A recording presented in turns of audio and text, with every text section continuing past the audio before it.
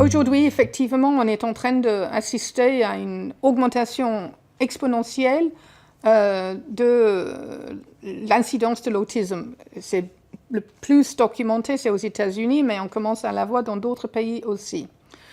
Cette incidence, cette augmentation, on a plusieurs personnes l'ont analysé et on sait que ce n'est pas uniquement une histoire de gènes, parce que le génome humain n'a pas changé entre 2000 et 2015, quand on a les derniers chiffres. L'augmentation est un facteur de 250 fois et de plus en plus d'experts se penchent sur la question des contaminants dans l'environnement.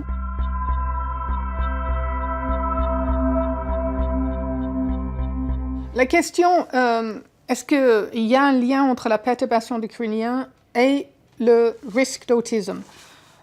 On a plusieurs faisceaux d'arguments qui vont dans ce sens. On a d'abord l'argument sur les pesticides qui peuvent agir comme perturbateurs endocriniens, que le plus proche qu'on habite d'une zone d'application de certains pesticides, le plus fort le risque de l'autisme.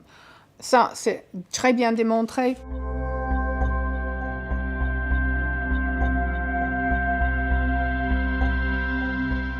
On a plusieurs liens épidémiologiques et expérimentaux qui suggèrent que la perturbation de l'activité des hormones thyroïdiennes va prédisposer à un risque d'autisme. Le manque d'hormones thyroïdiennes sont utilisés comme modèle animal pour un modèle d'autisme.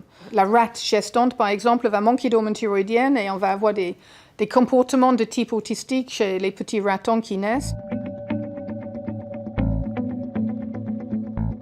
On sait aujourd'hui que les mères, non seulement on est tous exposés, mais les femmes enceintes sont évidemment malheureusement aussi exposées et beaucoup de ces polluants vont passer dans le liquide amniotique.